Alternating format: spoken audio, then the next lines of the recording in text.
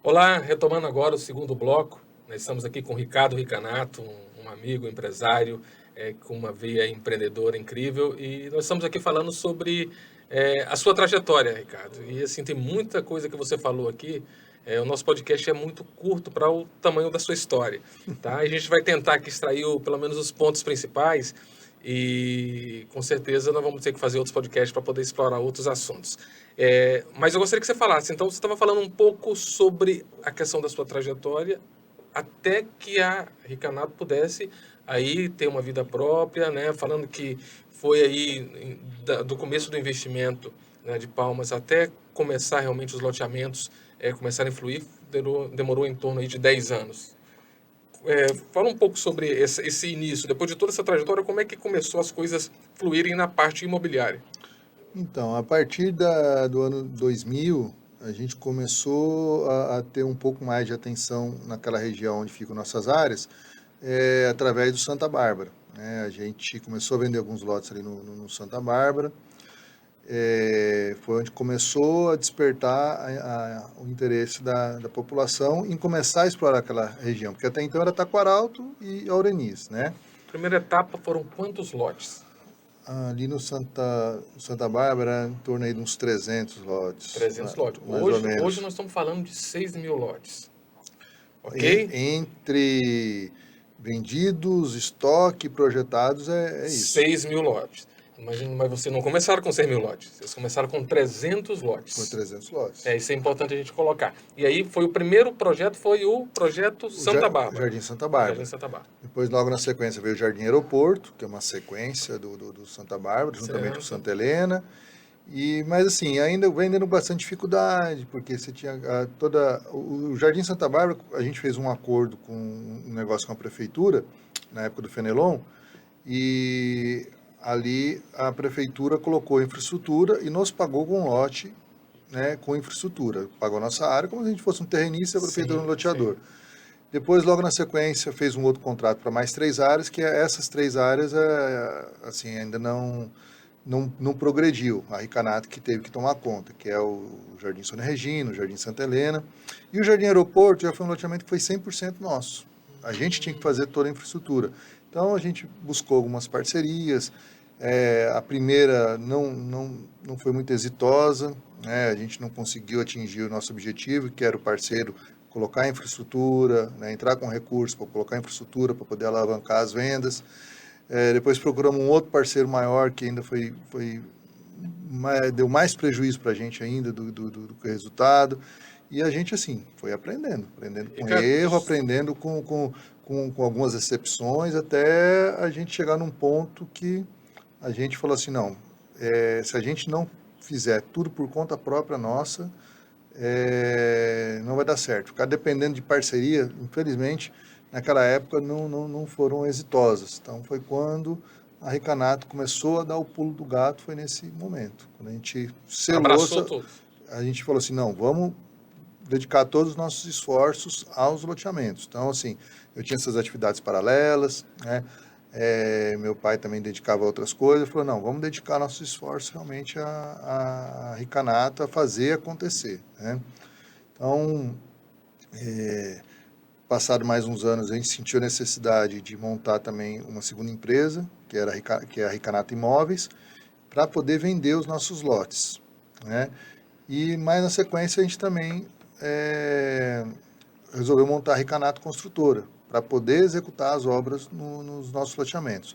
Então, isso aconteceu por volta de 2012, 2014.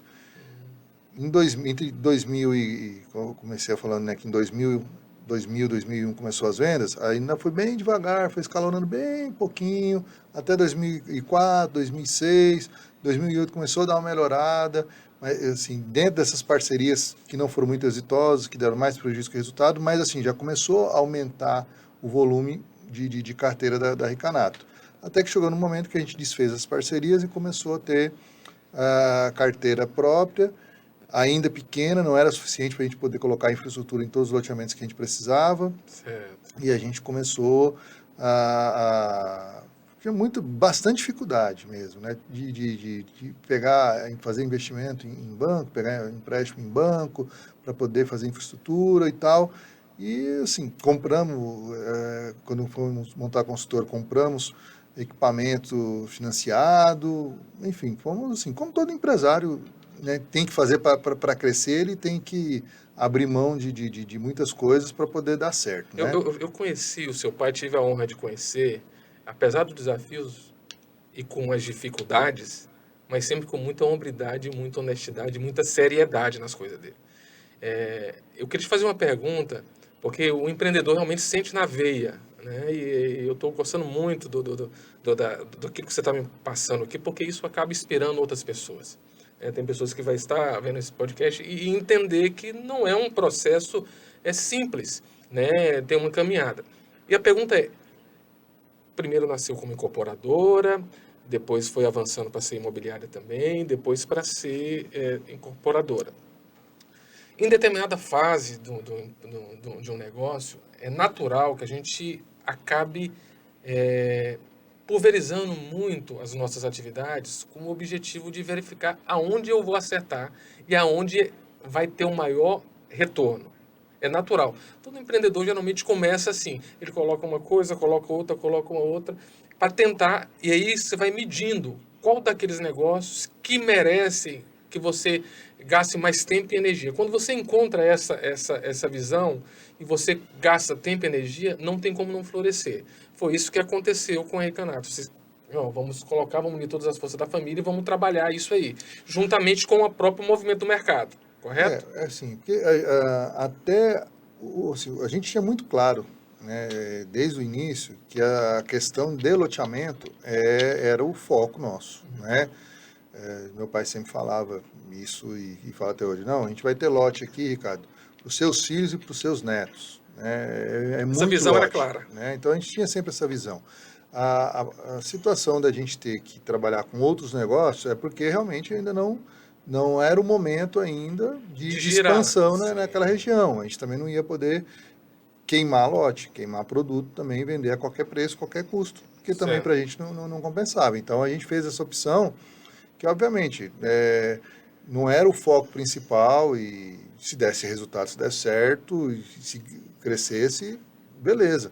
Mas a gente sentia que nada seria maior do que a questão dos loteamentos, Entendi. entendeu? Então, assim, a gente ia trabalhando porque tinha necessidade de trabalhar, tinha necessidade de fazer a coisa girar, né?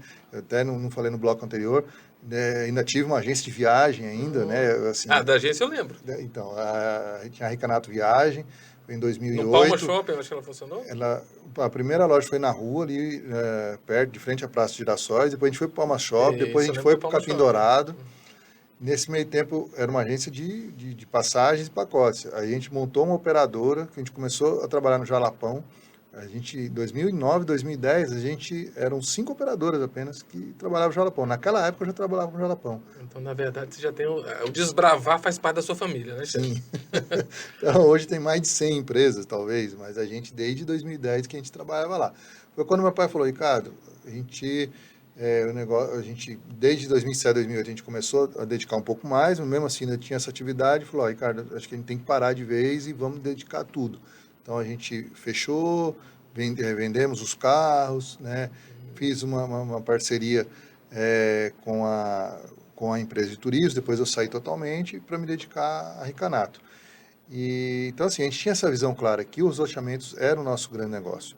E a grande virada de chave foi quando veio o loteamento Jardim Paulista, que foi o maior de todos, né, que são 1.100 lotes, que esse a gente fala que é o loteamento puro sangue da empresa, que é onde a gente trabalhou desde o começo, né, no projeto de urbanismo, no projeto de infraestrutura, na implantação, depois na venda, depois nas obras de infraestrutura, ele foi feito pelas 3 empresas do Grupo Do Grupo Ricanato. Recanado. Então, ali foi a grande virada da nossa empresa, onde a gente começou a crescer e evoluir. Junto com isso, a Bárbara, minha irmã, ela começou a trabalhar junto com a gente também, ela já estava terminando o curso dela de administração, e ela veio a se somar à nossa equipe. Depois que ela formou, passou mais um tempo, também ela casou. Meu cunhado, que é engenheiro civil, né? Eu sou engenheiro civil e sou engenheiro ambiental. Foi primeiro engenheiro ambiental e depois engenheiro E civil. corretor de imóveis da primeira turma, Exatamente. Eu né, e meu primeira pai turma nos do formamos na Tocantins. primeira turma do Tocantins, 94, Hum. né? Então, minha irmã, junto com meu cunhado, veio a se somar. Meu cunhado assumiu a questão da construtora, de fazer as obras, executar as obras. E, enfim, ali foi a grande virada. E assim, de lá para cá a gente vem crescendo realmente. E teve mais 2 loteamentos que a gente criou eles para o projeto Minha Casa Minha Vida. Foi o Jardim Vitória 1, Jardim Vitória 2. Foram 1.000 unidades que foram vendidas ali, né, isso em 2017, 2018. Veio depois desse processo todo de uma queda do mercado imobiliário, né, em relação a uma onda de distratos muito grande, mas a gente conseguiu Lembro da contornar época, bastante. 2018, eu acho. 2018, 2019, a gente conseguiu contornar isso muito bem, né, porque a maioria dos nossos clientes, eles não são investidores, eles são pessoas que compram para morar. A gente tem essa vantagem. E a gente sempre deu e dá até hoje um atendimento muito humanizado, né? A gente atende, a pessoa quer desistir, a gente conversa, renegocia, Isso que eu queria, facilita, isso que eu para a queria gente não destacar. perder, Isso que eu né? queria destacar. Desculpa só me interromper, porque vale a pena. Qual que é, se você falar o seguinte, qual que é hoje o diferencial da Ricanato? Tá certo? Nós sabemos que existe imobiliária, existe loteadores, e eu acho que você está tocando exatamente nessa raiz. Qual que é, o que faz a diferença? Porque o mercado, né, o mercado ele tem alguns padrões, mas como se desenha isso? E qual é o desenho hoje da Ricanato, que o senhor fala assim, que está ali na alma da sua empresa?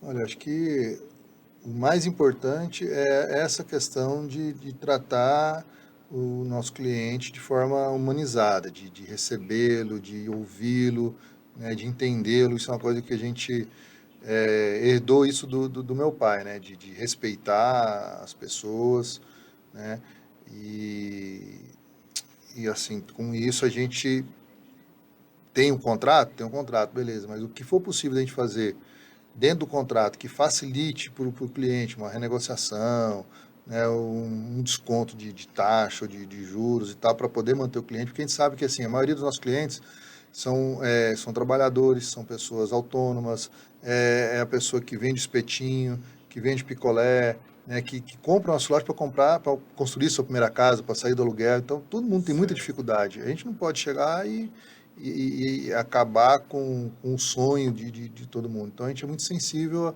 a esse Bacana, ponto, né? bacana. Então, essa onda de distratos que assolou a cidade também atingiu a gente, mas a gente conseguiu contornar muita coisa. Aí depois, logo na sequência, veio a pandemia, né? A pandemia veio em 2020, 2021, né? Que aí a gente entrou no desespero. Falei, agora, como é que a gente vai receber essas parcelas? Como é que a gente vai atender, né? E a gente também, mais uma vez, a gente criou uma estratégia que a gente, para poder garantir a carteira da saúde financeira da empresa, a gente deu uma condição diferenciada para os nossos clientes, demos desconto. O cliente que pagasse 3 parcelas em dia ia ganhar 3 parcelas no final, né, ia reduzir o número de contratos, exatamente para a gente poder manter O fluxo de o caixa. fluxo de caixa naquele período mais grave, que foi ali Perfeito. março, abril, maio, né, que ninguém sabia o que ia acontecer do mundo, né? E com isso a gente começou a implantar algumas ferramentas, né, de atendimento virtual, né, a própria questão do WhatsApp, o Instagram, o Facebook, né, e a gente implantou com bastante sucesso a mesma situação de atendimento humanizado que a gente tinha com as pessoas, a gente passou, mas só que de forma digital, Virtual. né, de virtual, tanto é que assim, hoje nosso atendimento presencial reduziu muito, porque assim, a gente tem a imobiliária lá em Taquaralto, mas nosso escritório de administração é aqui no centro. Então, para até evitar o cliente vir lá do Taquaralto para poder resolver os problemas aqui, muita coisa ele pode resolver lá em Taquaralto, mas tinha coisa que tinha que vir aqui no centro. Hoje ele praticamente não vai nem no Não Taquaralto, precisa, porque vai né? tudo no WhatsApp, manda mensagem e tal, a gente resolve por ali, manda segunda via de boleto, faz renegociação, faz tudo por ali. Então isso foi uma coisa que a gente investiu e deu certo durante a pandemia, né? E assim, a gente tem Continua avançando. continua avançando. E o grande destaque que a gente tem agora recente foi a inauguração de uma nova sede nossa, né? Um ponto Bacana. ali na Teotônio Segurado, na 201 Sul, né? No segundo estacionamento da 201 Sul, uma loja que era nossa já há um bom tempo e a gente resolveu abrir uma imobiliária. Meu pai sempre teve um sonho de ter uma imobiliária para venda de terceiros, né? Porque a gente tinha uma imobiliária, no jargão do ramo imobiliário, fala de house, né? É para venda própria, dos produtos próprios. Perfeito. E agora a gente abriu uma imobiliária também para venda de terceiros. Então, hoje nós temos ali a Ricanato, uma área de 400 metros quadrados de construção, com pé direito duplo, 200 metros é só para imóveis, só para venda de lançamento, prédio, casas novas. Então, assim, se você que está assistindo, quiser comprar uma casa, quiser comprar um lote, né, quiser comprar um apartamento novo na planta, hoje a Ricanato também vende isso de terceiros. Né? Vale a pena, vale a pena. Eu tive a oportunidade de visitar as novas instalações da Ricanato e realmente ficou assim maravilhosas. Tá até passando no vídeo ali atrás, ali, ó. sim, ela está passando a olhar. Realmente ficou muito bonito. E não só bonito, eles reestruturaram não só a parte física, mas também a parte de negócios. E isso que é interessante. O Ricardo está dizendo que durante um período eles trabalharam mais produtos internos, começou como incorporadora, depois passou para imobiliária, mas imobiliária house, ou seja, vendendo somente os seus produtos. Depois teve a própria consultora, né? E agora, né, depois da pandemia, e agora recente, foi reinaugurado quando? Foi início, dia 2 de maio, 2 de maio, bem pouco mais de um recente, mês. pouco mais de um mês. Visite a Ricanato, né? Tem produtos, e tem produtos de vários casas, apartamentos. De várias faixas, apartamentos de 200, 300, 400, de 1 milhão, 2 milhões. Ou seja, atende de várias camadas de várias classes e em várias regiões. Tem na Orla, tem na região norte, tem na região sul, né? Tem casa em Taquaral, tem assim para todo gosto. Que inclusive também, se quiser pesquisar antes, no nosso site, né, ricanato.com.br, tem também todos os produtos disponíveis, né, ficam lá no nosso site também. Que bacana. Então, que é um podcast maravilhoso, porque assim, deu para extrair bastante informação. E nós vamos agora para o intervalo, e no terceiro bloco eu quero já deixar aqui uma prévia, né, do assunto que a gente vai tratar, que se você acha que parou por aí, você está muito enganado.